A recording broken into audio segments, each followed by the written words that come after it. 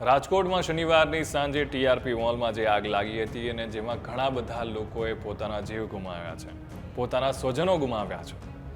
અને સ્વજનો તો ક્યારે હોય કે જ્યારે સ્વજન પોતાનો વ્યક્તિ એ આપણે જેને માનતા હોય અને એ જ ના રહે તો.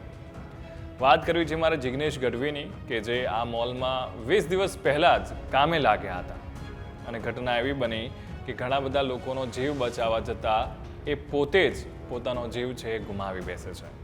એટલે થયું એવું હતું કે મેનેજર દ્વારા એમને કહેવામાં આવે છે કે ઉપરનો દરવાજો એ ખોલી નાખો, અને જે ખોલવા જવાનો પ્રયત્ન કરે છે અને એમાં જે પેટ્રોલ પડ્યું હોય છે એ ભભૂકી ઉઠે છે અને જેમાં એ આ વ્યક્તિ છે એ સળગી ઉઠે છે.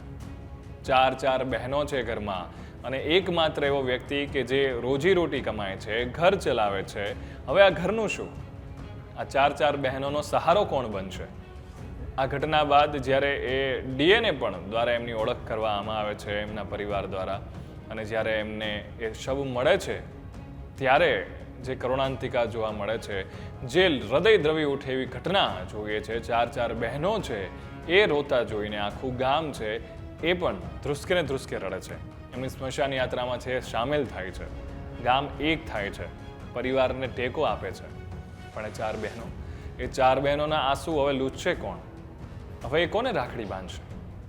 પરિવારનો વ્યક્તિ તો ગુમાવ્યો છે, અને એક એવો વ્યક્તિ કે જે આખા પરિવારનું ગુજરાન ચલાવે છે. આ માત્ર ઘટના જ નથી, પણ આ દુર્ઘટનાને કારણે કેટલા લોકોએ પોતાના સ્વજનોની સાથે સાથે પોતાના જીવવાનો આધાર ગુમાવ્યો છે.